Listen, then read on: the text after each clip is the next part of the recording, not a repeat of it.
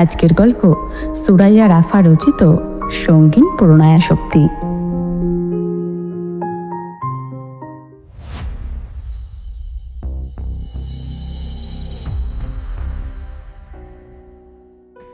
Alcohol আর ব্যথানাশকের সংমিশ্রণে তৈরি মলমটা হাঁটুর থেতলে যাওয়া ক্ষতস্থানে লাগাতেই চোখ মুখ খিচে মৃদু আর্তনাদ করে ওঠে অনু। ব্যথা শিথিলের উদ্দেশ্যে অরু মলম লাগাতে লাগাতে ঠোঁট উঁচিয়ে সেইখানটায় আলতো করে ফুঁ দিচ্ছে বারংবার। হয়েছে অরু, এইটুকানিই তো ব্যথা, আর মলম লাগাতে হবে না। অরু মুখের আদলে সিরিয়াস ভঙ্গিমা নিয়ে বলে, এইটুকুনি ব্যথা? 2 হাঁটুর থেতলে জখম হয়ে গিয়েছে, কি করে এমন হলো বলতো? অরুর প্রশ্নে অনু নিজেও খানিকটা ভাবনায় ডুবে যায়। সত্যিই তো, ব্যথা এইটুকুনি হলেও আজকে সেভিয়রের মতো ওই লোকটা সময় মতো না এলে অনেক ভয়াবহ কিছু ঘটে যেতে পারত। ফার্স্ট ক্লাস কান্ট্রি হওয়ার দরুন আমেরিকায় যেমন অনেক অনেক ভালো দিক আছে, তেমন ভালোর আড়ালে ঢাকা কুৎসিত দিকেরও অভাব নেই। আজ তেমনই একটা কুৎসিত ঘটনার সম্মুখীন হতে হয়েছে অনুকে। সন্ধ্যা রাতে শিফট শেষ করে ক্যাফেটেরিয়া থেকে বেরিয়ে অনু গিয়েছিল মায়ের কাছে হসপিটালে। মা আইসিইউতে ভর্তি, খুব একটা পাশে থাকতে হয় না, নার্সরাই খেয়াল রাখেন সর্বক্ষণ। তাই তো পার্ট টাইম জবের অফারটা পেয়ে লুফে নিয়েছিল অনু। কে জানতো সেই জবই কাল হয়ে এভাবে সামনে এসে দাঁড়াবে ওর। ক্যালিফোর্নিয়া আর সান ফ্রান্সিসকোর মাঝামাঝি এই স্টেটে পাবলিক ট্রান্সপোর্ট নেই বললেই চলে। এখানে পার্সোনাল গাড়িবিহীন চলাফেরা বড়ই দুরূহ ব্যাপার। ক্যাফেটেরিয়া থেকে হসপিটাল অবধি ছোটোমোটো একটা বাস স্টপেজ থাকলেও কৃতিকের নিরবিচ্ছিন্ন জনমানবহীন বাড়ি অবধি হেঁটেই যেতে হয় অনুকে। যদিও প্রতিদিন সকালে কোম্পানির বরাদ্দকৃত গাড়িতেই হসপিটালে যায় অনু, কিন্তু বিকেলে পার্ট টাইমের কারণে আর গাড়ির ড্রাইভারকে অযথা ঝামেলা দেয় না ও। বাস ধরে আর বাকিটা পথ হেঁটে নিজেই বাড়িতে ফিরে যায়। আজও লাস্ট বাস ধরে কেবলই ক্যাফেটেরিয়ার সামনের স্টপেজে নেমেছিল অনু। তখন সন্ধ্যা রাত মাত্র, তবুও পুরো রাস্তা জুড়ে শুনশান নিস্তব্ধতা বিরাজমান। অদূরে কোনো এক হাইওয়ে থেকে আসা সাই সাই করে কাভার্ড ভ্যানের শব্দ ছাড়া টুকরো পাতা ঝরে পড়ার টুপটাপ আওয়াজটা পর্যন্ত অনুপস্থিত। চারিদিকে কেমন গা ছমছমে পরিবেশ। অনু যত দ্রুত সম্ভব পা চালাচ্ছিল বাড়ির পথে। ঠিক তখনই সামনে এসে দাঁড়ায় সেদিন ক্যাফেতে ঝামেলা করা গুন্ডা মতো সেই লোকটা। আজ আর একজন নয়, বরং কয়েকজন ছিল ওরা। সবগুলোই নেশার ঘরে বুঁদ হয়ে আছে। লোকগুলো কেমন লোভাতুর দৃষ্টি নিক্ষেপ করে চেয়ে আছে ওর পানে। সোডিয়ামের মৃদু আলোয় অনুর চোখে বড্ড বিশ্রী লাগলো সেই চাহনে। ওদের আক্রোশ দেখে মনে হচ্ছে ওরা অনুকে ধরার জন্যই ফাঁদ পেতে বসেছিল। তাছাড়া ওদের ইংরেজি অ্যাকসেন্ট ছিল পুরোপুরি অন্যরকম। শুনেই বোঝা যাচ্ছিল এরা আমেরিকান নয়, হতে পারে ব্রিটিশ। ব্রিটিশ শব্দটা মাথায় ঘুরতেই অনুর শির দ্বারা বেয়ে বয়ে যায় হিমধারা ঠান্ডা স্রোত। ব্রিটিশরা স্বাভাবিকের তুলনায় অধিক উগ্র মেজাজের আর প্রতিশোধ পরায়ণ হয়। তার মানে কি এরা রিভেঞ্জ নিতে এসেছে? কথাটা ভেবেই অনু 1 পা 2 পা করে পেছোতে শুরু করে। তারপর আর 1 সেকেন্ডও সময় নষ্ট না করে চোখ খিচে দৌড়তে শুরু করে পথের উল্টো দিকে। 2-1 বার পেছনে তাকালে দেখতে পায় ওই বাজে লোকগুলো এখনও ওর পিছু ছাড়েনি, বরং স্বগতিতে ওকে ধরার জন্যই ধেয়ে আসছে। পেছনে তাকিয়ে দৌড়তে দৌড়তে হুট করেই পায়ের স্যান্ডেল ছিঁড়ে সামনের শুকনো পিচ ঢালা কাচের মতো ধারালো রাস্তায় হোঁচট খেয়ে পড়ে যায় ও। তৎক্ষণাৎ 2 হাঁটুতে প্রচণ্ড ব্যথা পেয়ে মাগো বলে আর্তনাদ করে ওঠে অনু। হাঁটুর অবস্থা বেগতিক, তবুও হাঁপাতে হাঁপাতে পেছন ফিরে তাকিয়ে অনু দেখতে পায় লোকগুলো খুব কাছে চলে এসেছে, আর 2 পা এগোলেই হয়তো ধরে ফেলবে ওকে।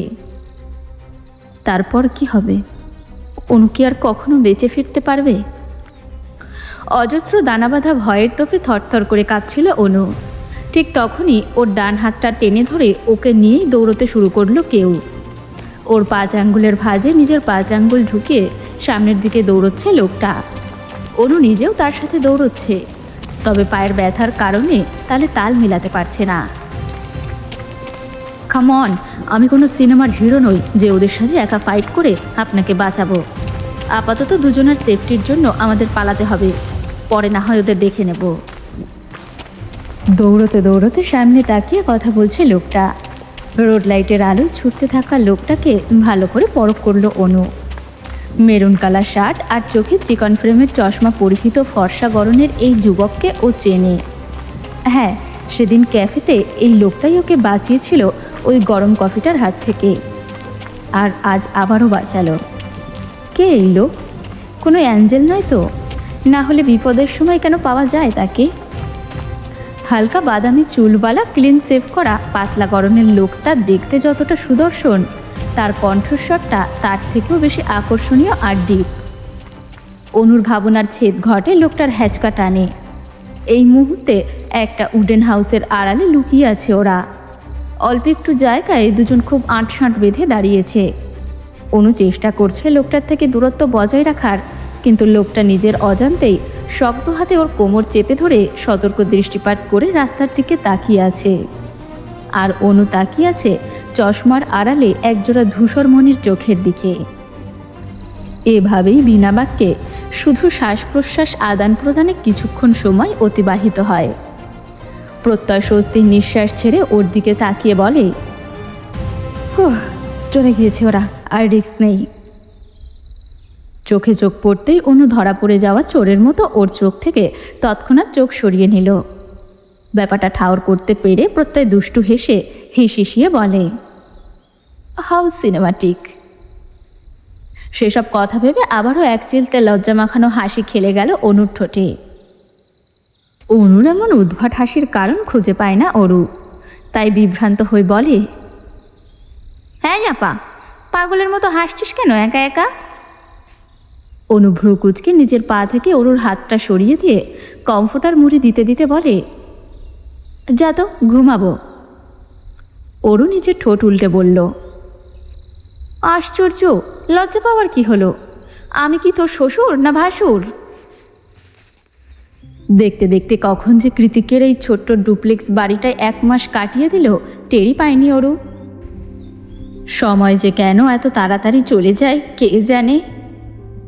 ডাক্তার বলেছে আজমিরি শেখের ওপেন হার্ট সার্জারি প্রয়োজন, তবে এত বড় সার্জারির জন্য আজমিরি শেখ প্রস্তুত নন। দীর্ঘদিন সুচিকিৎসার অভাবে তার শরীরে বিভিন্ন জটিল সমস্যা দেখা দিয়েছে। সেগুলো ট্রিটমেন্ট চলাকালীন ওপেন হার্ট সার্জারি সম্ভব নয়। অন্যান্য শারীরিক সমস্যার উন্নতি হলে তবেই বড় সার্জারি করানো হবে।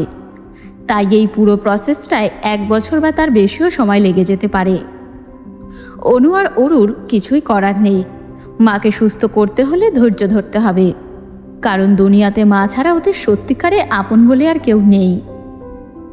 এর মাঝে অনু কৃতিককে অনুরোধ করেছে অরুকে যাতে একটা ছোটোখাটো ভার্সিটিতে অ্যাডমিশন করিয়ে দেয়, কারণ বছরের পর বছর তো আর পড়াশোনা বন্ধ করে রাখা সম্ভব নয়। অনু না হয় নিজের শখ আহ্লাদ বিসর্জন দিয়েছে, তাই বলে কি অরুকেও দিতে হবে? অরু ভেবেছিল কৃতিক এক বাক্যে না করে দেবে, কিন্তু তেমন কিছুই হয়নি। উল্টে কৃতিক আগ বাড়িয়ে জিজ্ঞেস করেছিল অরুর কোনো চয়েস আছে কি না। গত 1 মাসে সব মিলিয়ে বড়জোর হলে 10 দিনের মতো অরু আর কৃতিকের দেখা হয়েছে। কৃতিক বেশিরভাগ সময় বাড়ির বাইরে থাকে, কখন আসে কখন যায় সেটাও জানে না অরুরা। কৃতিক যখন হলরুমে বসে গেম খেলত তখনই কেবল 2-1 সময় বেখেয়ালে দেখা হয়ে যেত। এছাড়া কৃতিকের দেখা খুব একটা পায়নি অরু। মোদ্দা কথা, একই বাড়িতে থাকা সত্ত্বেও সম্পর্কের মতোই ওদের 3 জনার মাঝে ছিল বিশাল জড়তার প্রাচীর। কিন্তু এই প্রাচীর কতদিন স্থির থাকে কে জানে। কৃতিকের মতো বেপরোয়া আর একরক্ষা স্বভাবের মানুষের জন্য এই প্রাচীর ভেঙে ফেলা খুব কঠিন কিছু নয় বৈকি। ক্যালিফোর্নিয়ার এদিকে মাঘের আর পৌষের শীত বলে কিছুই নেই। হাতে গোনা 2-3টে মাস ছাড়া বাকি সময়টাই শীতকাল এখানে। তার মধ্যে কখনো কখনো শীতকালকে সর্বেসর্বা হটিয়ে বর্ষাকাল নেমে আসে ধরণী জুড়ে। তখন শীত বর্ষা দুটোর মিশ্রণে রাত দিন সময় হয়ে যায় এদেশে। আজ তেমনই একটা দিন। গত রাত থেকেই বাইরে বর্ষাকাল শুরু হয়ে গিয়েছে। খানিক বাদে বাদে পশ্চিম আকাশে গুড়গুড়িয়ে মেঘ ডাকছে, আর দফায় দফায় এক পশলা বৃষ্টি। সূর্য না ওঠার দরুন ঠান্ডারাও যেন জেগে বসেছে একদম। এই আলো আঁধারি আবহাওয়ার মাঝেও অরুর মনটা আজ ভীষণ ভালো। কেনই বা ভালো থাকবে না? সান ফ্রান্সিসকো স্টেট ইউনিভার্সিটিতে অ্যাডমিশন হয়েছে ওর। আগামীকাল থেকে আবারও নতুন করে পড়াশোনার অধ্যায় শুরু হবে ওর জীবনে। না, নিজের জীবনের উপর যতটা অভিযোগ করেছিল ততটাও খারাপ নয় জীবনটা। সেই খুশিতেই সকাল সকাল রান্না চড়িয়ে কিচেন কাউন্টারের উপর পা দুলিয়ে বসে বিশাল লম্বা বেনিটাকে হাতে নিয়ে নাড়াতে নাড়াতে গুনগুনিয়ে গান গাইছে অরু। এই মেঘলা দিনে একলা ঘরে থাকে না তো মন, কবে যাব কবে পাবো ওগো তোমার নিমন্ত্রণ। ব্যাস এতটুকুই গিয়েছিল, তখনই বাইরের কলিং বেলটা বাজখাই আওয়াজ তুলে বেজে ওঠে। অরু লাফ দিয়ে কাউন্টার থেকে নেমে তাড়াহুড়ো করে গিয়ে দরজা খুলে দেখে বাইরে কেউ নেই, তবে ফ্রন্ট ইয়ার্ডে যে বেঞ্চিটা রয়েছে তার উপর কিছু একটা রাখা। দরজার সামনে থেকে ছাতাটা কুড়িয়ে সেটা নিয়েই অরু বেঞ্চির কাছে এগিয়ে গেল। গিয়ে দেখল তাজা টকটকে লাল গোলাপের একটা বুকে, তার মাঝখানে উইশ কার্ড। ফোটা ফোটা বাড়িধারা জমে ফুলগুলোকে আরও বেশি সতেজ দেখাচ্ছে।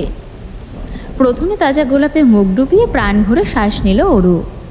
তারপর উইশ কার্ডটা খুলে পড়তে শুরু করলো, যেখানে গুটি গুটি ইংরেজি অক্ষরে লেখা,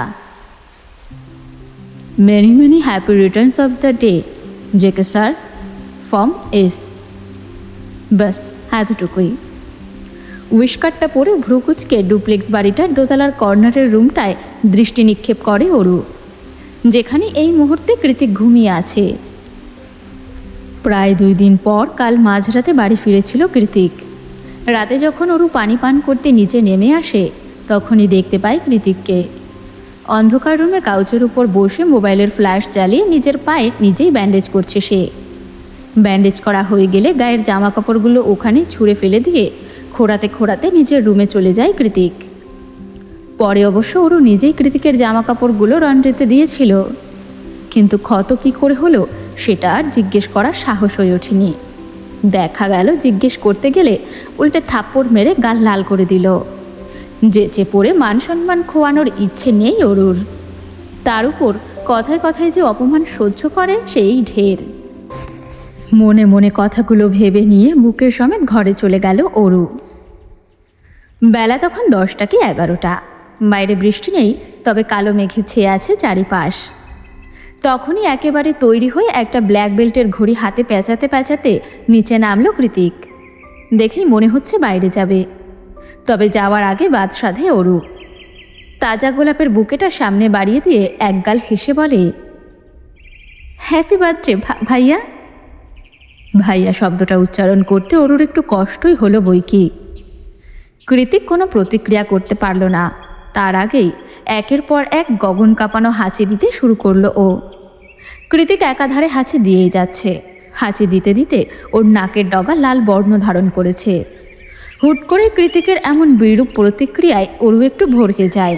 ব্যস্ত ভঙ্গিতে বলে, কি হয়েছে আপনার, ঠিক আছেন? কৃতিক হাঁচির মাঝখানে জবাব দেয়, ইডিয়েট, ওটা সরা, রোজে আমার অ্যালার্জি আছে। এগেইন হাঁচি। প্রায় মিনিট 10 পর একটু স্বাভাবিক হয়ে কৃতিক যখন আবারও বাইরের উদ্দেশ্যে পা বাড়ায় তখনই দ্বিতীয়বারের মতো পিছু ডেকে ওঠে অরু। কৃতিক বিরক্ত হয়ে দাঁতে দাঁত চেপে বলে, হোয়াট হ্যাপেন্ড অরু, কি চাইছিস তুই? না মানে কোথাও যাচ্ছেন? ভার্সিটিতে যাচ্ছি, এক্সাম আছে। আর কিছু? এ মা, আপনি তো 30+, এখনও পড়াশোনা শেষ করতে পারেননি? আমার নয়, আমার স্টুডেন্টদের এক্সাম আছে। অ্যান্ড তুই কি ঘুরিয়ে পিছিয়ে আমাকে বয়সের খোঁটা দিলি? অরু সচকিত হয়ে এদিক ওদিক মাথা নাড়ালো, তবে এটা বুঝতে পারল না এত ধন সম্পদ প্রতিপত্তি থাকা সত্ত্বেও কিসের অভাবে কৃতিক বিজনেস ছেড়ে দিয়ে চাকরি করে। শুনে রাখ, যদি দিয়েও থাকিস আমার লস নেই, বরং তোরই লস। দেখবি দিন শেষে তোর কপালেও একটা বুড়ো বড়ি জুটবে। অরু মুখ কাজুমাজু করে বলল, এভাবে অভিশাপ দিচ্ছেন কেন? কি ক্ষতি করেছি আপনার? কৃতিক একটু ব্যথাতুর হাসি হাসল, অতঃপর বলল, সিরিয়াসলি আমার এজের কাউকে বিয়ে করাটা তোর কাছে অভিশাপের মতো? ওরও মনে মনে বলল, অবশ্যই, আমি তো নিখিল ভাইয়ের মতো ইমিডিয়েট সিনিয়র কাউকে বিয়ে করব। ওরু চুপ হয়ে গিয়েছে দেখে কৃতিক ঘড়িতে নজর দিয়ে দ্রুত হাঁটা দিল। তখন আবারও দৌড়ে ওর সামনে গিয়ে দাঁড়ালো ওরু বলা একটু আগের কথা কৃতিকের মেজাজ এমনিতেই তুঙ্গে, তার উপর এখন বারবার পথ আটকাছে মেয়েটা। কি চাইছে ও? রাগের তোপে দাঁত কটমট করতে করতে কৃতিক বলে, কি চাই? যাবি আমার সাথে? পকেটে করে নিয়ে যাব? উঠবি পকেটে? আয় তাহলে। ওরু এদিক ওদিক মাথা নাড়ায়। মাথা গরম হয়ে আছে ওরু, রাস্তা ছাড়, নয়তো তোর ওই নরম গালে কষি একটা থাপ্পড় দেবো আমি, যেটা আমি দিতে চাইছি না। ওরু শুকনো ঢোক গিলে একটা প্যাকেট এগিয়ে দিল কৃতিকের মুখের দিকে। কৃতিক ভ্রু কুঞ্চিত করে বলল, কি এটা? ওরু ভয় ভয় মাথা নিচু করে জবাব দেয়, পায়েস, আজ আপনার জন্মদিন, তাই। জানেন, আপা বলে আমার হাতে ডেজার্ট নাকি অমৃত। সম্পর্ক যেমনই হোক না কেন, আপনি তো আমার ভাইয়ের মতো, তাই না? অরুর বলা শেষ কথাটা তীরের ফলার মতোই মস্তিষ্কে গিয়ে আঘাত করলো কৃতিককে। ও চুপচাপ প্যাকেটটা হাতে নিল। অতঃপর 2 কদম এগিয়ে গিয়ে প্যাকেটটা ময়লার ডাস্টবিনে ফেলে দিয়ে চোয়াল শক্ত করে অরুর দিকে আগুন ঝরা দৃষ্টি নিক্ষেপ করে বলল, shame on your fucking sympathy। তারপর হুড়মুড় করে বেরিয়ে গেল গেট ছাড়িয়ে। অরু এখনও একই জায়গায় শটান দাঁড়িয়ে। না চাইতেও এভাবে বারবার অপমানিত হতে হয় কৃতিকের কাছে। কই, অনুর সাথে তো এমন আচরণ করে না। শুধু ওর সাথেই কেন? ওর উপর কিসের এত রাগ কৃতিকের? ভেবে পায় না অরু। তাছাড়া ওর তো কোনো সিম্প্যাথি দেখানোর জন্য ডেজার্টটা বানায়নি, বরং অনেকটা ভালোবাসা আর আন্তরিকতা থেকেই তো বানিয়েছিল। যেখানে ওর নিজেরই করুণা অপছন্দ, সেখানে ও কিনা কাউকে করুণা করবে, তাও আবার জায়ান কৃতিককে, যার করুণায় বেঁচে আছে ওরা। হাস্যকর। তাহলে কৃতিক আদতে কোন করুণার কথা বোঝালো? হোয়াট ডিড হি মিন? রাস্তার সাইডে স্থির দাঁড়িয়ে থাকা চেনা পরিচিত মার্সিডিস গাড়িটা দেখেই বেশ অবাক হলো সায়র। মনে মনে ভাবল, মাঝ রাস্তায় কৃতিক গাড়ি থামিয়ে করছেটা কি? আশ্চর্য। তৎক্ষণাৎ নিজের গাড়ির ব্রেক কষে রাস্তা পার হয়ে স্থির গাড়ির জানালার গ্লাসে আঙ্গুল দিয়ে 2-3 বার টোকা দিল ও। ভেতর থেকে সায়রকে দেখতে পেয়ে জানলার কাছ নামিয়ে কৃতিক বলে, কি সমস্যা? অনেক সমস্যা। এই বলে গাড়ির ভেতর এসে বসে পড়ে সায়র। গাড়িতে বসা মাত্রই কৃতিকের দিকে তাকিয়ে সায়র যা দেখল, তাতে আপাতত ওর চোখ কপালি। গাড়িতে ঢুকে সায়র দেখতে পায় কৃতিক আরাম করে বসে অন টাইম চামচ দিয়ে পায়েস খাচ্ছে। সায়র সন্দিহান হয়ে চোখ ছোট ছোট করে বলল, তুই এই রাস্তার মাঝখানে পায়েস পেলি কোথায়? কৃতিক খেতে খেতে বাম হাত উঁচিয়ে পেছনের ডাস্টবিনটার দিকে দেখিয়ে দিল। কৃতিকের কথায় সায়র চোখ মুখ কুঁচকে ফেলল। অবিশ্বাসের সুরে বলল, কি, তুই ডাস্টবিন থেকে খাবার তুলে খাচ্ছিস? কৃতিক উপর নিচ মাথা নাড়ালো। ছি কৃতিক, ছি, তুই এখনো এতটা অসহায় হয়ে যাসনি যে ওখান থেকে খাবার তুলে খেতে হবে তোর। আমরা এখনো আছি কি করতে? বাই দ্য ওয়ে, আমাকে একটু দে। It's look yummy. Sorry bro, এটার 1 চিমটি ভাগও আমি কাউকে দিতে রাজি নই, ইভেন কোনো দিনও না। পুরোটা আমার। তারপর বিড়বিড়িয়ে অস্পষ্ট সুরে বলে, ও পুরোটাই আমার, অনলি মাইন। সায়র বোঝার চেষ্টা করে বলল, তুই আবার ডেজার্টের প্রতি এত অবসেসড কবে হলি? কৃতিক মনে মনে বলে, ঠিকই বলেছিস, শি ইজ মাইন ডেজার্ট। কথাটা বলতে গিয়ে এক চিলতে মৃদু হাসি খেলে গেল ওর ডার্ক ব্রাউন ঠোঁট জুড়ে। তারপর আবারও তলিয়ে যায় গভীর ভাবনায়। আনমনে বিড়বিড়িয়ে বলে, তোর আপা ঠিকই বলে হার্টবিট, তোর রান্না করা ডেজার্ট অমৃত। কৃতিকের কথার টোন ধরতে পারছে না সায়র। ও কখনোই এতটা নরম সুরে ঠোঁটে হাসি রেখে কথা বলতে দেখেনি কৃতিককে। জায়ান কৃতিক অলওয়েজ স্ট্রং থাকতে পছন্দ করে। উইক বিহেভিয়ার ওর দ্বারা হয় না। তাহলে হুট করে হলোটা কি ভাবছে সায়র।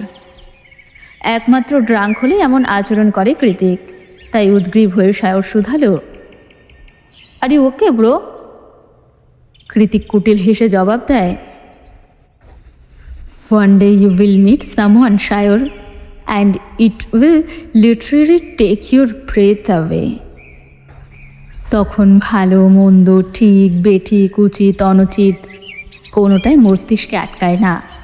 যা এসে হৃদয়ে আটকায় সেটা হলো কাছে পাবার প্রবণতা। অ্যাট এনি কস্ট তাকে চাই চাই।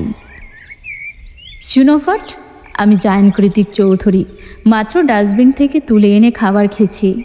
ইট was warm and I feel so much happy. সায়রের কথার আগামাথায় কিছুই বুঝতে পারল না। কার কথা বলছে ও? কেনই বা বলছে?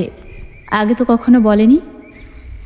ইভেন প্রেম ভালোবাসা এই সমস্ত কথা শুনলেও রেগে মেগে আগুন হয়ে যেত যে মানুষটা, তার হঠাৎ হলোটা কি আজ? চকিতে প্রশ্ন ছুড়ল সায়র, ব্রো ওই ডেজার্টে কিছু মেশানো ছিল না তো? কৃতিক জবাব দেয় না, শুধু বাঁকা হেসে গাড়ি স্টার্ট দিতে দিতে আনমোলে বলে, ছিল তো, আমার হার্টবিটের ছোঁয়া, and it's my personal drug. সন্ধ্যা হতে না হতেই ঝুম বৃষ্টি নেমেছে আকাশ বাতাস ছাপিয়ে। বাড়িতে বিদ্যুৎ নেই, মোম জ্বালিয়ে রেখেছে অরু। অনু একটু আগে কল দিয়ে জানিয়ে দিয়েছে বৃষ্টিতে হাসপাতালে আটকে পড়েছে, চিন্তা না করতেই। অরু মাত্রই কথা শেষ করে উপরে চলে যাচ্ছিল, তখনই গেট খুলে ভেতরে ঢুকে বৃষ্টিতে ভিজে জুবুথুবু হয়ে যাওয়া কৃতিক। মোমের আলোয় থরথর করে কাঁপতে থাকা কৃতিককে দেখে মায়া হলো অরুর। ও এগিয়ে গিয়ে কিছু লাগবে কিনা জিজ্ঞাসা করতে চাইল, কিন্তু তখনই সকালের সেই অপমানের কথা মনে পড়তে আবারও পিছু হেঁটে পা বাড়ালো নিজের ঘরের দিকে। তবে দুপা সিঁড়ির দিকে এগোতেই পেছন থেকে কাট কাট আওয়াজ ভেসে এলো কৃতিকের,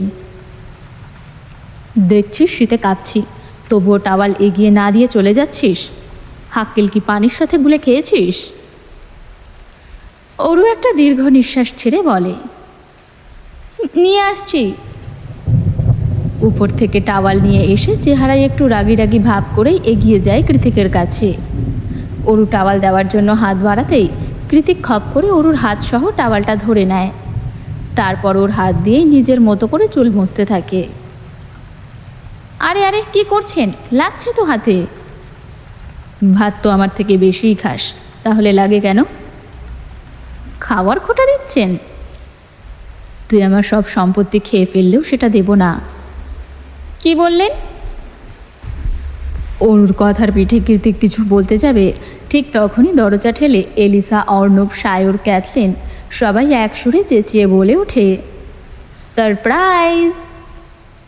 ওদিকে কারো উপস্থিতি টের পেতেই অরুকে এক ঝটকায় দূরে সরিয়ে দেয় কৃতিক। অরু মেঝেতে ছিটকে পড়ে, আর্তনাদ করে বলে ওঠে, আহ, আমার কোমর!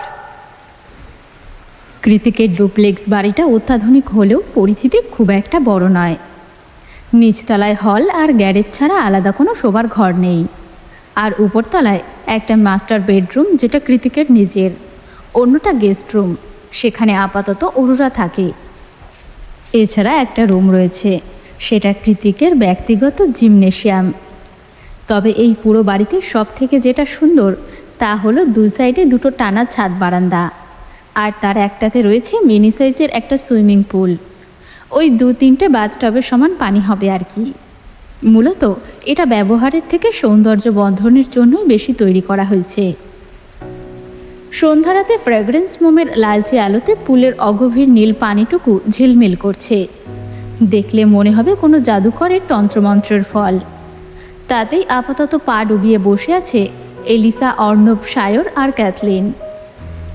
যদিও বাহিরে হুহু ঠান্ডা, তবে সেটাই উপভোগ করছে ওরা। এলিসা, অর্ণব আর সায়র হলো কৃতিকের বেস্ট ফ্রেন্ড, পরিবারও বলা চলে। ওদের সবার জীবনেই কোনো না কোনো অপূর্ণতা দিয়ে ঘেরা। চারজনই পিছুটানবিহীন ছন্নছাড়া মানুষ। সোজা পথে না হেঁটে আঁকাবাঁকা পথের অ্যাডভেঞ্চারাস শিহরণ পেতেই বেশি পছন্দ করে ওরা। সামনে থেকে সব কিছু স্বাভাবিক মনে হলেও মূলত চারজনের জীবনই এক একটা গোলক ধাঁধা, আর সে কারণেই হয়তো ওরা সোলমেট। দীর্ঘদিনের বন্ধুত্ব ওদের। কৃতিক এখনও ভেবে পায় না ওর মতো একগুঁয়ে বদমেজাজি রকচটা মাথা গরম ছেলের সাথে ওরা এতগুলো বছর কিভাবে কাটিয়ে দিল, তাও উইথআউট এনি কমপ্লেইন। ছাদ বারান্দার রেলিং ঘেঁষে দাঁড়িয়ে মেঘলা আকাশের পানে এক নাগারে নিকোটিনের ধোঁয়া ওড়াচ্ছে কৃতিক। সেদিকে মুগ্ধ নয়নে তাকিয়ে আছে ক্যাথলিন। ক্যাথলিন হলো এলিজার কাজিন। বয়সে ওদের থেকে বেশ ছোটই, অনুর বয়সেই হবে হয়তো। তবে কেন যেন কৃতিকের প্রতি ওর অন্যরকম দুর্বলতা। ওর কোনো বাইক রাইড কম্পিটিশন মিস করে না ক্যাথলিন। এছাড়া বাইক রেসিং ফ্যান ক্লাবের টপ ফ্যান ব্যাজও ওর দখলে, আর সেখানে কৃতিক থাকে সবসময় নাম্বার 1 ট্রেন্ডিংয়ে। মোট কথা রাইডার জেকের খুব বড় ভক্ত ক্যাথলিন। যদিও কৃতিকের এসব বিষয় বিন্দুমাত্র ধারণা নেই, ও তো কেবল নিজের ছন্নছাড়া হৃদয়টাকে একটুখানি প্রশান্তি দেওয়ার জন্যই জীবনটাকে অযাচিত বিপদের মুখে ঠেলে দেয়। কেন যেন এই ব্যাপারটায় এক পৈশাচিক আনন্দ পায় কৃতিক।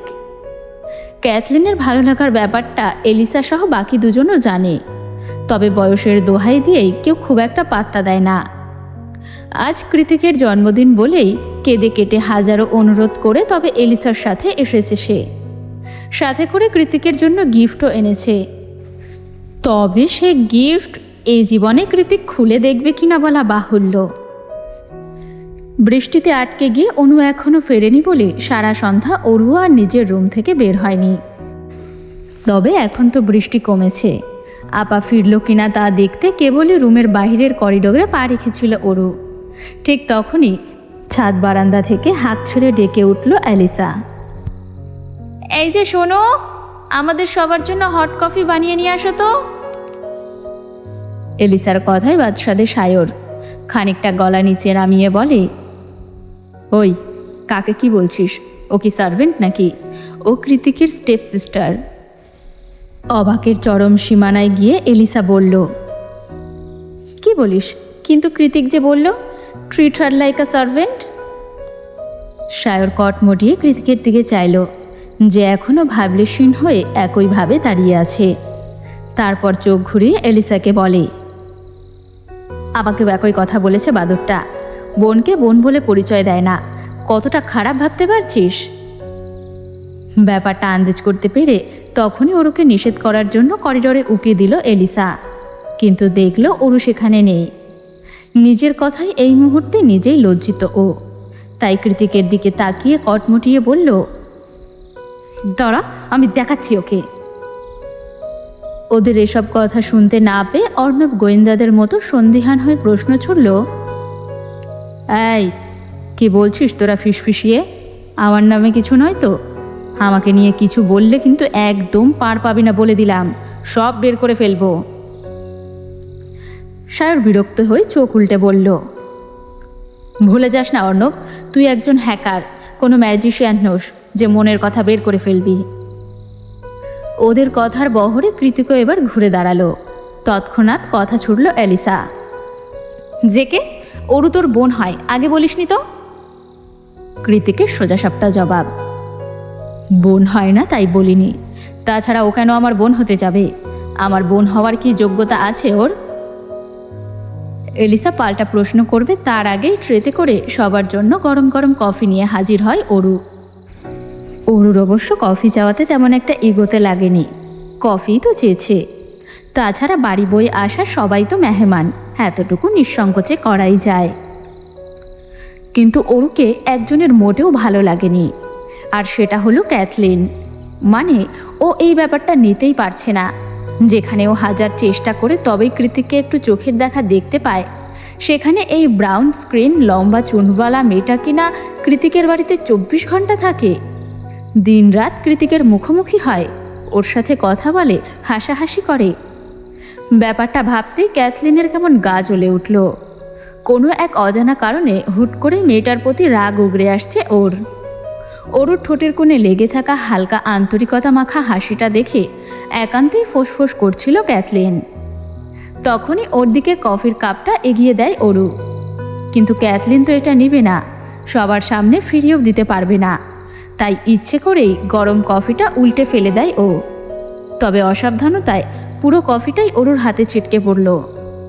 কফিটা ছিল ধোয়া ওঠা আগুন গরম, তবুও অরু চেঁচালো না, কেবল আহ শব্দের মৃদু আর্তনাদ বেরিয়ে এলো ওর মুখ থেকে। তৎক্ষণাৎ ওর কাছে ছুটে এলো সায়র।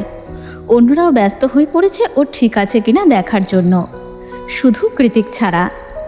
ও এখনও নিজের জায়গাতেই স্থির দাঁড়িয়ে সবটা দেখছে।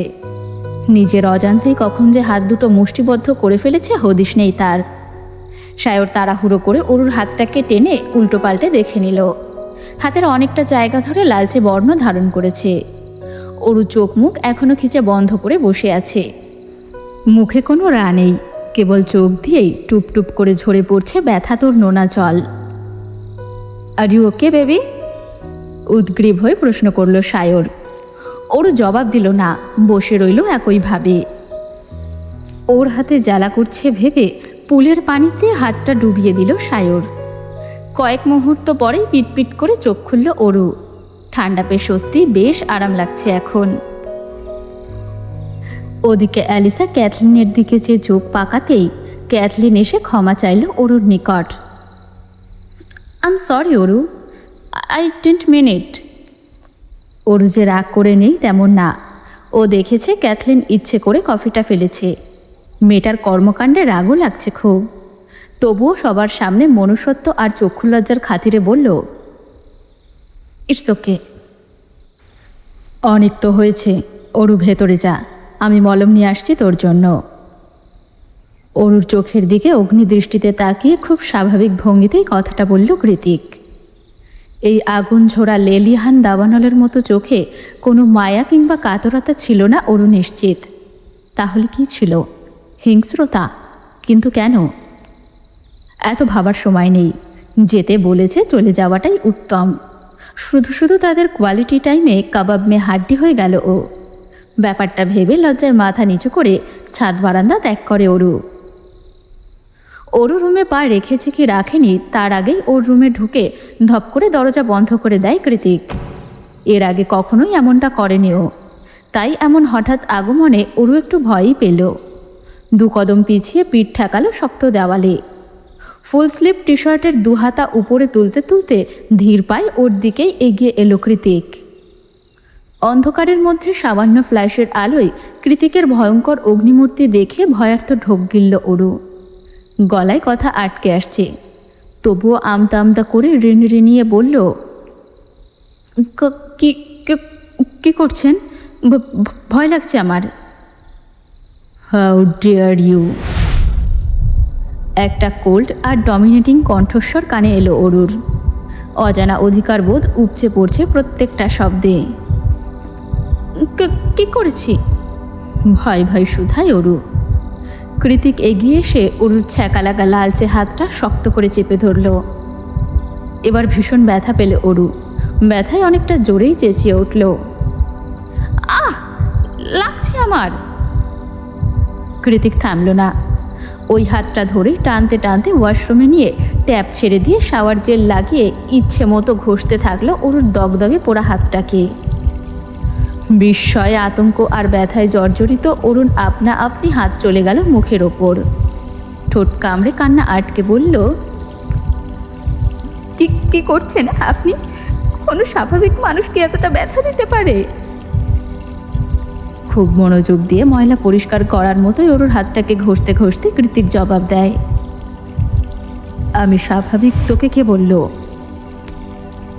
একে তো পুড়ে যাওয়া চামড়া নরম হয়ে আছে, তার উপর এতক্ষণ যাবৎ এক নাগারে ঘষা মাজার ফলে হয়তো সেটাও উঠে গিয়ে রক্তাক্ত হয়ে গিয়েছে। তাই তো অরুর কান্নারা এবার জোয়ার এলো। কাঁদতে কাঁদতে নিচে বসে পড়ল ও। পারছি না, আমি আর পারছি না, ছাড়ুন দয়া করে, ব্যথায় কলিজা ছিঁড়ে যাচ্ছে আমার। এবার কৃতিক ওর হাত ছেড়ে দিল। অতঃপর ফেনায় ভর্তি হাতটা দুগালে চেপে ধরে বলল, নেক্সট টাইম এমন করলে শুধু হাত নয়, বাথটবে ছুঁড়ে ফেলে পুরো শরীর ধুয়ে তবেই ছাড়বো। আই রিপিট, পুরো শরীর। কান্নারত অরু বলে, আমি করেছিটা কি? কৃতিক একটা বিরক্তি মাখা হাসি ছুড়ল অরুর পানে, তারপর দাঁতে দাঁত চেপে হিসিয়ে বলল, in future don't dare to touch anyone else. আজ সারা রাতেও হয়তো বিদ্যুৎ আসবে না। না, এখনো অনু ফিরেছে। একে তো অনুর জন্য চিন্তায় মাথা ফেটে যাচ্ছে, তার উপর সন্ধ্যা রাতের ঘটে যাওয়া অমীমাংসিত ঘটনাগুলো মাথা চাড়া দিয়ে উঠছে বারংবার। বিছানায় আধশোয়া হয়ে নিজের ব্যান্ডেজ পেঁচানো হাতটার দিকে উদাসীন হয়ে তাকিয়ে আছে অরু। তখন কৃতিক ব্যথা তো দিয়েছিল ঠিকই, আবার নিজ হাতে মলম লাগিয়ে ব্যান্ডেজও করে রেখে গিয়েছে।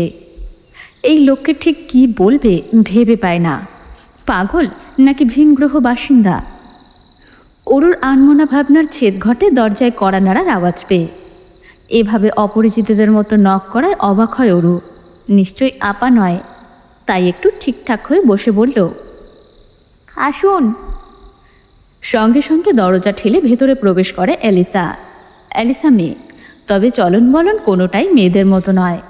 ওর পরনে সেটে আছে কালো স্কিনি প্যান্ট আর ক্রপ টপ, তার উপর শীতের ওভারকোট। ববকাটা চুলগুলো গাঢ় বাদামি রঙে রাঙানো, সুন্দর ঠোঁটগুলোতে ম্যাট নুট শেডের লিপস্টিকের আস্তরণ। এক ঝলক দেখলে মনে হবে মাত্রই টিভি থেকে বেরিয়ে এসেছে সে। অ্যালিসার কৃত্রিম সৌন্দর্যের কাছে অরুর অপার্থিব সৌন্দর্যকে নিছকই সাদামাটা আর ফিকে লাগছে।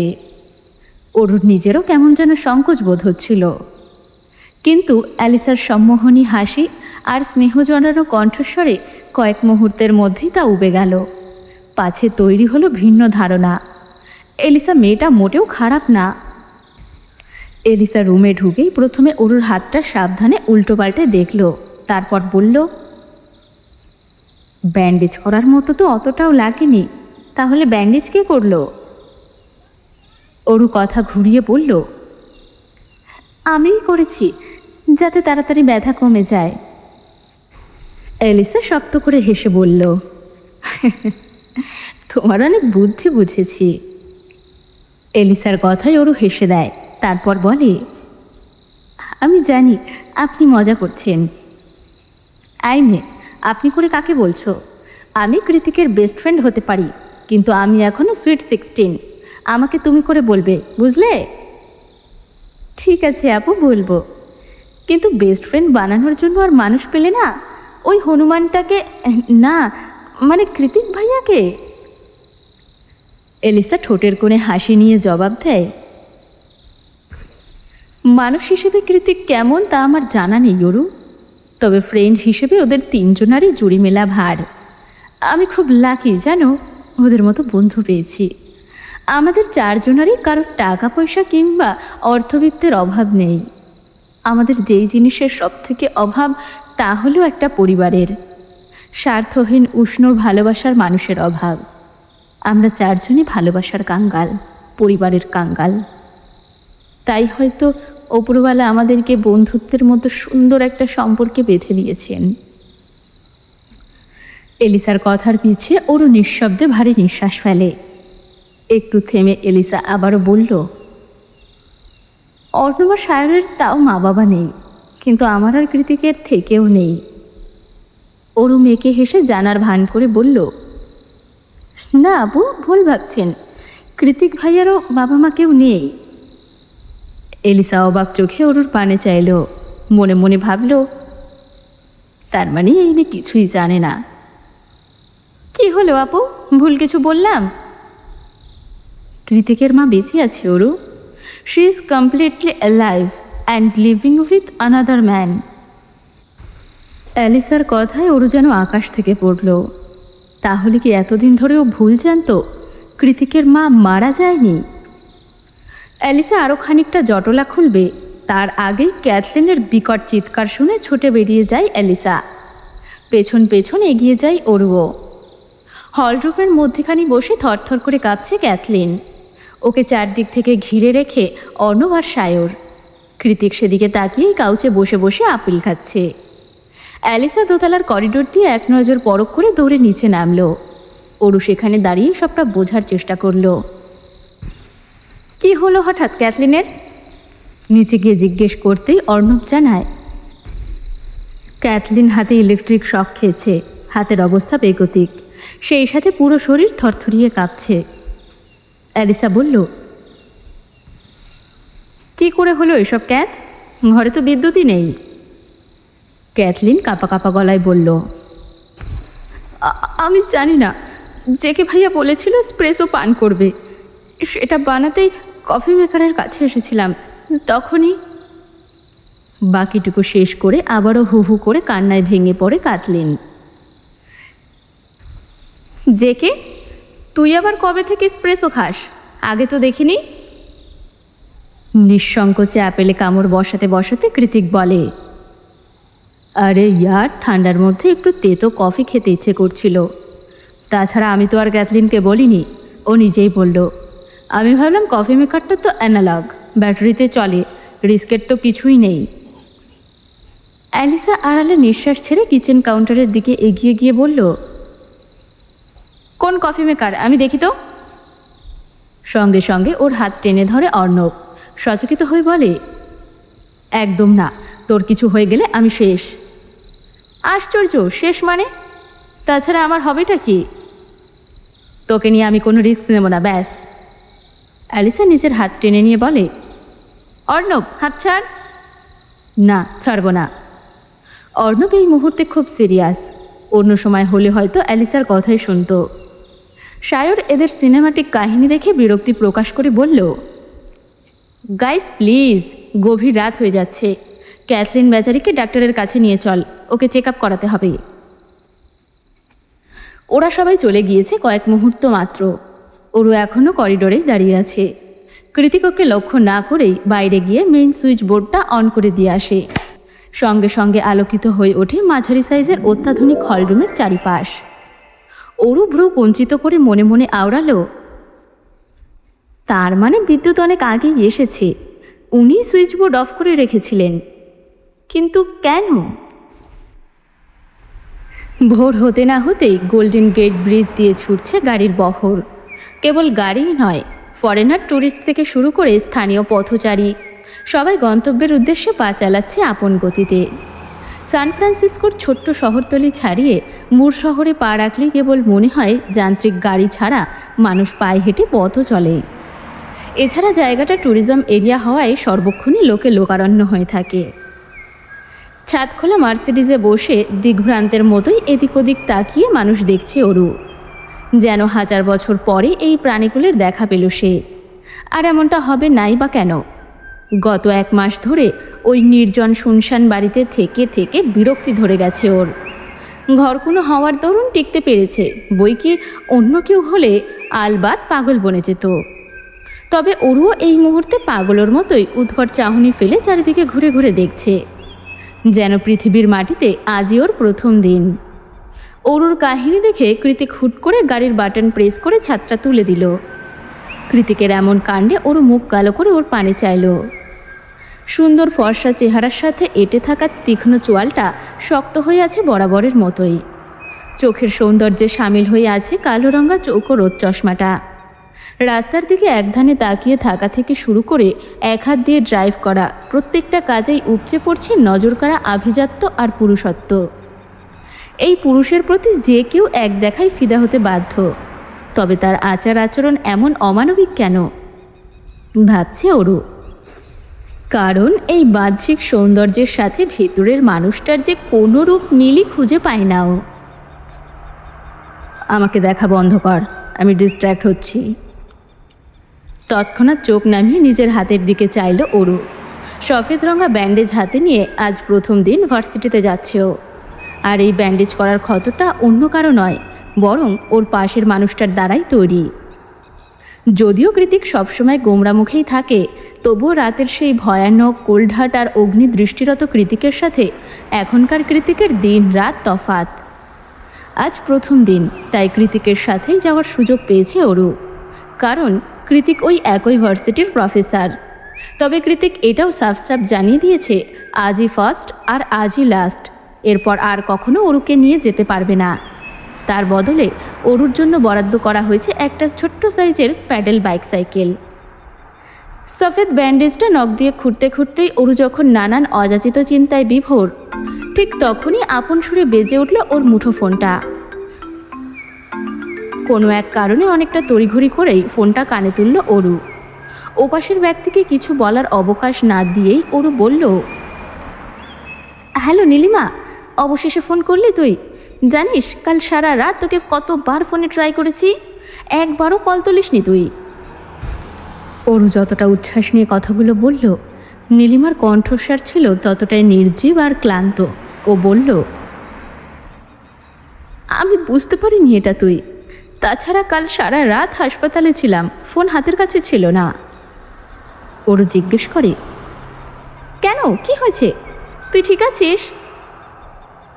হ্যাঁ রে, আমি ঠিকই আছি, কিন্তু তিথি। তিথি নামটা শোনা মাত্রই অরুর মনে পড়ে যায় সেদিনের তিথির করা অজস্র অপমানের কথা। পাছে এসে ভর করে তিথির প্রতি একরাশ ঘৃণা আর বিরক্তি। তবুও কথা আগাতে জিভ দিয়ে সামান্য ঠোঁট ভিজিয়ে অরু শুধায়, কি হয়েছে? নীলিমা কাঁদো কাঁদো গলায় বলে, জানি না অরু, হুট করে আমাদের তিথির মতো চঞ্চল হাসিখুটি মেয়েটার সাথে এরকম কেন হলো? কি হয়েছে সেটা বলতো। মাত্র একদিনে ওর সাথে অনেক কিছু হয়েছে অরু। কিছু তুচ্ছ কারণে ভার্সিটি তিথির ছাত্রত্ব বাতিল করে দিয়েছে, আর ঠিক সেদিনই হুট করে ওর বাবার এত বড় পজিশনের জবটাও চলে গেছে। একদিনের ব্যবধানে ওর ক্যারিয়ার, ওর বাবার ক্যারিয়ার সব শেষ হয়ে গিয়েছে। তাহলে ওর মনের অবস্থাটা একবার ভাব। আর সব থেকে আশ্চর্য ব্যাপার হলো, তিথির বাবা জেকে গ্রুপের মার্কেটিং ডিপার্টমেন্টের কর্মকর্তা ছিলেন। বহু বছরের ক্যারিয়ার হুট করেই শেষ। বলতে বলতে অনেকটা কান্না করে দেয় নীলিমা। তাহলে হসপিটালে ছিলে কেন? হ্যাঁ, এতগুলো শকটা একসাথে নিতে পারেনি তিথির আম্মু। এসব ঘটনায় কাল রাতেই হুট করে উনি স্ট্রোক করে বসেন, তাই সেখানেই ছিলাম সারা রাত। কথাগুলো শুনে অরুরও খারাপ লেগেছে, কিন্তু ওর তো কিছুই করার নেই। তাই অরু চাপা নিঃশ্বাস ছেড়ে জিজ্ঞেস করলো, আন্টি কেমন আছে এখন? আগের চেয়ে বেটার। এখন বল, তোর খবর কি অরু? নীলিমাকে তৎক্ষণাৎ থামিয়ে দিয়ে অরু বলে, আমার কথা পরে বলবো খন, তার আগে তুই আমাকে বল, নিখিল ভাই কোন ভার্সিটিতে অ্যাডমিশন নিয়েছে নীলিমা? অরুর মুখ থেকে বের হওয়া কথাটার সঙ্গে সঙ্গে গাড়িতে আকস্মিক ব্রেক কষল কৃতিক। হঠাৎ করে এমন হওয়াতে কম্পিত হয়ে উঠল অরুর বক্ষপিঞ্জর। সামনের দিকে হুমড়ি খেয়ে পড়তে পড়তেও যেন বেঁচে গেল ও। আতঙ্কে চোখ দুটো বড় বড় করে ঘুরে তাকালো কৃতিকের পানে। তখনও মোবাইল ফোনটা অরুর কানেই ছিল, তবে খুব বেশিক্ষণ সেটা কানে স্থির রইল না। অরু কিছু বুঝে ওঠার আগেই ফোনটাকে অরুর কান থেকে ছিনিয়ে নিয়ে সেটাকে সজোরে মাঝ রাস্তায় ছুঁড়ে মারে কৃতিক। কয়েক মুহূর্তের মধ্যে সুন্দর চকচকে হ্যালো কিটি কভার দিয়ে মোড়ানো ফোনটা পরিণত হয় ধ্বংসাবশেষে। নিজের শখের ফোনের এমন করুণ দশা দেখে আটকে উঠল অরু। হিংস্র বাঘিনীর ন্যায় দৃষ্টিপাত করল কৃতিকের পানে, তবে মুখ দিয়ে কিছু বলার অবকাশ দিল না কৃতিক। বরং তার আগেই দরজা খুলে গর্জে উঠে বলল, গেট আউট। অরু চমকে বলে উঠল, কি বলছেন? এই মাঝ রাস্তায় কোথায় নামবো আমি? Get out. কৃতিক একই বাক্য পুনরায় উচ্চারণ করে। এক প্রকার হাত ধরে ঠেলেই মাঝ রাস্তায় নামিয়ে দিল অরুকে। তারপর ওয়ালেট থেকে একটা $100 নোট বাড়িয়ে দিয়ে বলল, সামনেই বাস স্টপেজ, নেক্সট বাস সোজা ভার্সিটির সামনে গিয়ে থামবে, গো হেড। অরু বেচারি না পারতে টাকাটা হাতে নিল। কৃতিক তৎক্ষণাৎ ঠাস করে গাড়ির দরজা বন্ধ করে দিয়ে গাড়ি স্টার্ট দেয়। যাওয়ার আগে নিজের শরীরের কালো রঙের কোটটা খুলে জানালা দিয়ে ছুঁড়ে মারে অরুর মুখের ওপর। কোটটাকে উল্টো পাল্টে দেখে কৃতিকের গাড়ির দিকে প্রশ্নসূচক দৃষ্টি নিক্ষেপ করল অরু। কৃতিক যেতে যেতে লুকিং গ্লাসে তাকিয়ে বলে, হাতে নিয়ে সঙ্গের মতো দাঁড়িয়ে থাকার জন্য দেইনি, গায়ে পড়তে দিয়েছি, ব্যাস এইটুকুই। তারপর সাই সাই করে হাজারো অচেনা গাড়ির ভিড়ে হারিয়ে গেল একমাত্র চেনা মার্সিডিসটা। অজ্ঞাত অরু ভাবলেশীন চোখে সেদিকেই তাকিয়ে রইল খানিকক্ষণ। মাথায় তখন একটাই প্রশ্ন খেলে গেল ওর, কৃতিক কি আদৌ মানুষের কাতারে পড়ে? মনের মাঝে একরাশ হতাশা আর কষ্ট নিয়ে কোনো মতে ভার্সিটিতে এসেছে অরু। শীত নিবারক হিসেবে গায়ে জড়িয়ে রেখেছে কৃতিকের ব্র্যান্ডেড ব্ল্যাক কোট। গেট দিয়ে ক্যাম্পাসে ঢুকতে ঢুকতে অরু ভাবছে, এভাবে ভেঙে পড়লে চলবে না, যত যাই হোক পড়াশোনাটা চালিয়ে যেতে হবে তাকে। তবে সে ভাবনারা বেশি দূর এগোতে পারল না। নিজেকে নিজেই মোটিভেশন দিতে দিতে কখন যে হাজারো অচেনা পরিচিত মুখের ভিড়ে কাঙ্ক্ষিত পরিচিত শ্যাম পুরুষের মুখখানা চোখের সামনে চলে এলো, সে কথা ঠাউর করতে পারল না অরু। ঠিক আগের মতোই ক্যাম্পাসের প্রশস্ত সিঁড়িতে আসন পেতে কানে হেডফোন লাগিয়ে বই পড়ছে সে। হঠাৎ করেই কি জানি কি হয়ে গেল। ছলাৎ ছলাৎ ঢেউ তুলে জোয়ার আসার মতোই বানভাসী হলো মনের নদী। মুখ থেকে অজান্তেই বেরিয়ে এলো খুব পরিচিত সেই চেনা নাম, নিখিল ভাই। চারিদিকে কে আছে কে নেই কিছুই আর চোখে পড়ল না অরুর, বরং নিষ্পলক হয়ে দ্রুত পায়ে এগিয়ে যেতে লাগলো সেই চেনা মুখের মানুষটির দিকে। তবে পুরোপুরি কাছে যাওয়া হলো না। তার আগেই নিখিলের কাছে পৌঁছে গেল ভিনদেশী দুজন সুন্দরী আগন্তুক রমণী। কয়েক মুহূর্তের মধ্যেই তাদের সাথে হাসি ঠাট্টায় মাতোয়ারা হয়ে উঠলেন নিখিল। তাই অরুরা সেদিকে পা বাড়ানোর সাহস হলো না, বরং দূর থেকেই নিখিলের হাস্যোজ্জ্বল মুখের পানে চেয়ে শুধালো, আপনি ভালো আছেন নিখিল ভাই? অরুর থেকে কয়েক মিটার দূরত্বে দাঁড়িয়ে এই পুরো ব্যাপারটা দু হাত মুঠিবদ্ধ করে স্ক্যান করে নিল আরেকজন। তবে সেটা অন্য কেউ নয়, অরুতে ভীষণভাবে আসক্ত এক ছন্নছাড়া পুরুষ, মিস্টার জায়ান কৃতিক চৌধুরী।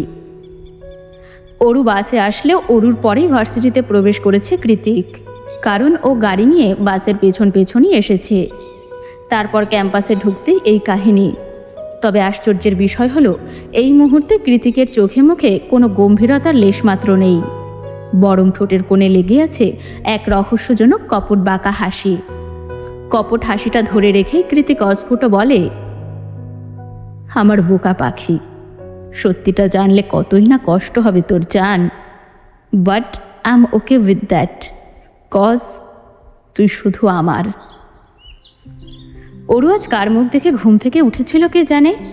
প্রথম দিন ভার্সিটিতে আসার উদ্দেশ্যে বের হওয়ার পর থেকেই একটার পর একটা ঝামেলা লেগেই আছে পেছনে। প্রথমে কৃতিকের মতো বদমেজাজি লোকের সাথে বের হতে হলো, অতঃপর রাস্তায় বিশাল অঘটন। একটু আগে নিখিল ভাইয়ের সাথে দেখা হয়েও হলো না, আর এখন ক্লাস থেকেই ওকে বের করে দিল কৃতিক। এখন অবশ্য দোষটা কৃতিকের নয়, অরুরই বেশি ছিল। ক্লাসের মধ্যে বাইরে উকিঝুঁকি দিয়ে নিখিল ভাইকে খুঁজতে গিয়েই বেঁধেছে বিপত্তি। ভরা ক্লাসে সবার সামনে কৃতিক এক রামধমক দিয়ে ক্লাস থেকে বের করে দিয়েছে অরুকে। কিন্তু অরু এটা ভেবে পায় না, বাংলা ডিপার্টমেন্ট থেকে এসে ইকোনমিক্স কে পড়ায়? কেনই বা কৃতিক বেছে বেছে এই বিদঘুটে সাবজেক্টেই ভর্তি করালো ওকে?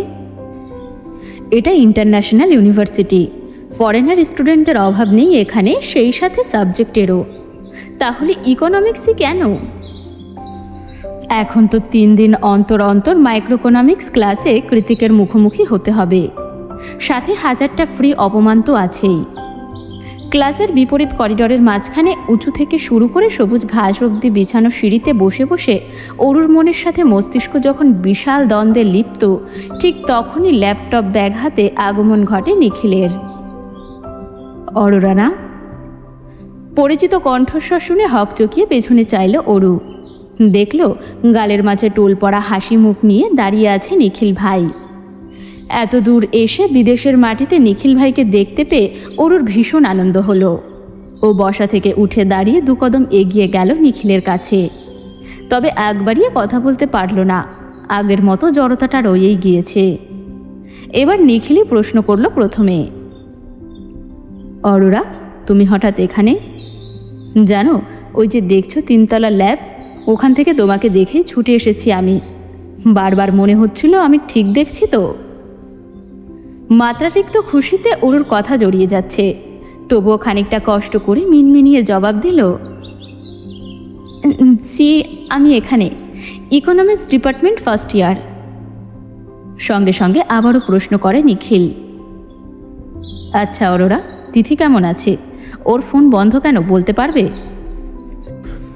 তিথিকে নিয়ে নিখিলের এত বেশি কৌতূহল আর উদ্বেগ দেখে ফাটা বেলুনের মতোই চুপসে গেল অরুর হাস্যোজ্জ্বল মুখটা। অন্যদিকে ক্লাসের বিশাল থাই লাগানো জানালার ফাঁক দিয়ে এক পলক ওদের দিকে চাইল কৃতিক। অতঃপর অর্ণবকে কল করে নরম সুরে, একদম সফট টোন যাকে বলে সেভাবেই বলল, আমাদের ভার্সিটির সিসিটিভি কন্ট্রোল সিস্টেমটা হ্যাক করতে হবে দোস্ত, বেশি না, অনলি ফর 5 মিনিটস। তিথি সম্বন্ধে কথা বলতে মোটেই আগ্রহী নয় অরু। কেন যেন ভেতর থেকেই আসছে না কোনো কথা। কি বলবে তাহলে ও? কিন্তু নিখিল দ্বিতীয়বার আবারও একই প্রশ্ন করল ওকে। কি হলো অরোরা, জানো তিথি সম্বন্ধে কিছু? অরুর মন বলছে, আমি এতদূর কিভাবে আসলাম, কেন আসলাম, সেসব কথা আপনার একটা বারও জানতে ইচ্ছে করলো না নিখিল ভাই। তাছাড়া আপনি হঠাৎ তিথিকে নিয়েই বা কেন এত আগ্রহী? হ্যালো অরোরা, কি ভাবছো এত? নিখিল হাত নাড়িয়ে ইশারা করতেই সম্বিত ফিরে পেল অরু। এদিক ওদিক মাথা নাড়িয়ে কিছু একটা বলতে যাবে, তার আগেই ফোন চলে আসে নিখিলের। ওপাশ থেকে কি বলল কে জানে। নিখিল আর এক মুহূর্তের জন্য দাঁড়ালো না ওখানে, বরং দ্রুত পায়ে ছুটতে লাগলো 3তলার ল্যাবরুমের উদ্দেশ্যে। অযাচিত অরু পেছন থেকেই প্রশ্ন ছুড়ল, কি হয়েছে নিখিল ভাই, এনিথিং রং? নিখিল যেতে যেতেই জবাব দিল, সামহাউ কেমিক্যাল পড়ে গিয়ে আমার সব রিসার্চ রিপোর্টগুলো পুড়ে গিয়েছে। এমন দুর্ঘটনার কথা শুনে অজান্তেই মুখে হাত চলে গেল অরুর। বিড়বিড়িয়ে নিজেকেই নিজে প্রশ্ন ছুটল, আজ হচ্ছেটা কি এসব? ক্লাস শেষে অরুকে এভাবে থমেরে দাঁড়িয়ে থাকতে দেখে ওর কাছে এগিয়ে আসে উজ্জ্বল শ্যামবর্ণের মোটা ফ্রেমের চশমা পরিহিত একটি মেয়ে। কারো উপস্থিতি টের পেয়ে অরু পেছনে চাইলে মেয়েটা হাত বাড়িয়ে বলে, হ্যালো, আমি শায়নি মুখার্জি, আম ফ্রম ইন্ডিয়া। দূর দেশে হাজারো সাদা চামড়াওয়ালা বিদেশি মানুষের ভিড়ে প্রতিবেশী দেশের কাউকে দেখতে পাওয়াটা পাশের বাড়ির প্রতিবেশীর মুখ দেখতে পাওয়ার মতোই অনেকটা। অরুরও সেই রকম ঠেকল। ও জলদি সায়নীর হাতে হাত মিলিয়ে বলল, আমি Aurora Sheikh, I mean Aru. Aru, how sweet.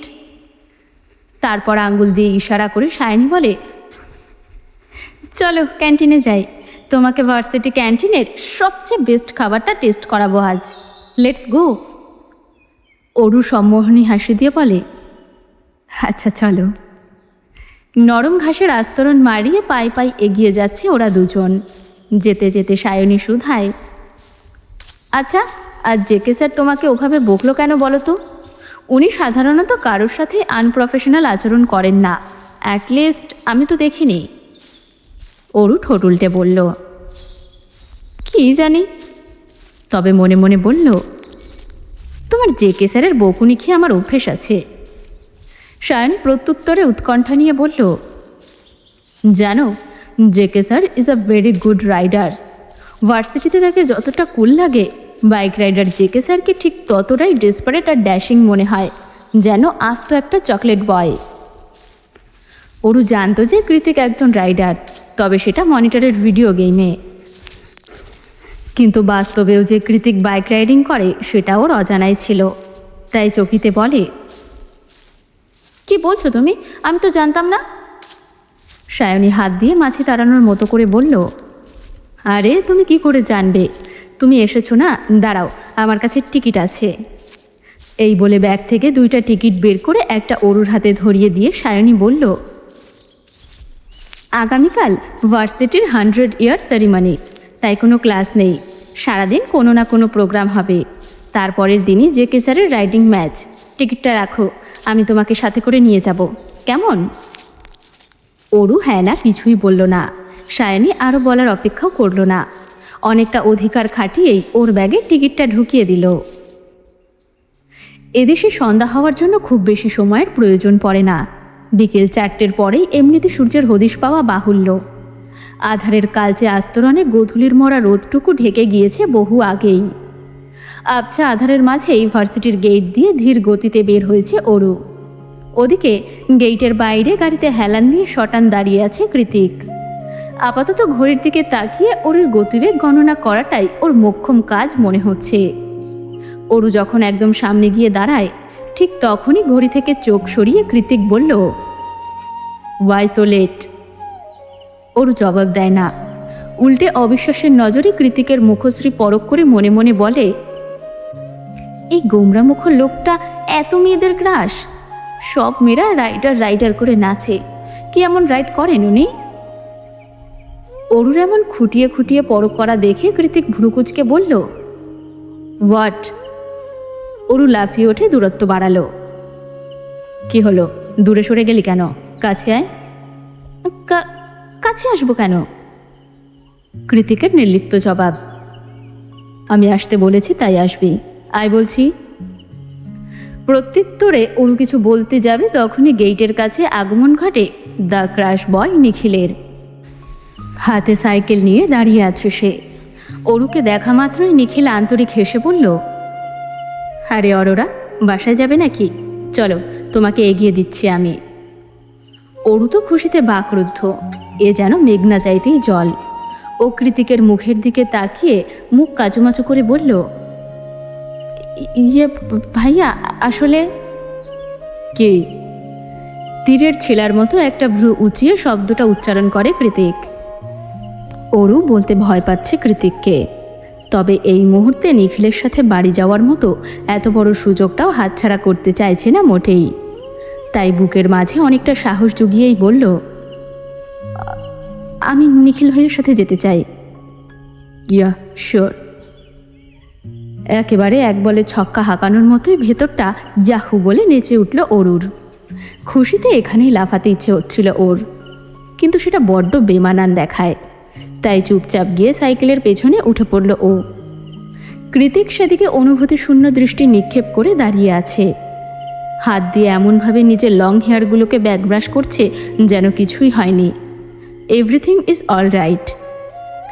Cycle চলতে শুরু করলেই কৃতিক মাটির দিকে তাকিয়ে গুনতে শুরু করলো, 5, 4, 3, 2, 1 and 0। সঙ্গে সঙ্গে রাস্তার মাঝখানে ঝনঝন করে কিছু একটা পড়ার শব্দ হলো। তৎক্ষণাৎ ওর ঠোঁটে খেলে গেল সেই অদ্ভুত ক্রূর হাসি। হুট করেই সাইকেলের টায়ার কি করে পাঞ্চার হয়ে গেল বুঝে উঠতে পারল না নিখিল। অবশ্য এই মুহূর্তে সে বোঝার মতো অবস্থাতেও নেই। হাত পা ছিলে ছুলে যা তা অবস্থা হয়ে গিয়েছে। অরু নিজেও অনেকটা ব্যথা পেয়েছে। কৃতিক দ্রুত এগিয়ে এসে ব্যস্ত ভঙ্গিতে শুধালো, are you all right mister Nikhil? প্রত্যুত্তরে নিখিল আদৌ জবাব দিল কি দেয়নি তার জন্য এক মুহূর্ত অপেক্ষা করে না। কৃতিক দ্রুত অরুকে কোলে তুলে নিয়ে যেতে যেতে বলে, ওকে বাই দেন। অরুকে কোলে তুলতেই অরু অবাক হয়ে জোরে জোরে বলল, আরে আরে, নিখিল ভাই পড়ে আছে আর আপনি আমাকে নিয়ে চলে যাচ্ছেন? কৃতিক হাঁটতে হাঁটতে জবাব দেয়, হ্যাঁ, কারণ আমি তোর নিখিল ভাইয়ের প্রতি একটু ইন্টারেস্টেড না। আমি যার প্রতি ইন্টারেস্টেড তাকেই সাথে করে নিয়ে যাচ্ছি। কি বললেন? কার প্রতি আগ্রহী? কৃতিক দু হাতে আগলে রাখা অরুর দিকে তাকিয়ে কটমটিয়ে বলল, বিলিভ মি অরু, তুই আর একটাও বাড়তি কথা বললে তোকে আমি এখানেই ফেলে চলে যাব। আর তুই ভালো করেই জানিস আমি যেটা বলি সেটাই করে ছাড়ি, কারণ তোর পেছনে ওয়েস্ট করার মতো বেহুদা টাইম আমার নেই। সো মুখে ফুল স্টপ টান। কৃতিকের কথার পাছে অরুও আর কথা বাড়ানোর সাহস পায় না। মুখে দাড়ি কমা ফুল স্টপ সব কিছু টেনে দিয়ে মাথা এলিয়ে পড়ে থাকে কৃতিকের প্রশস্ত বাহু ডোরে।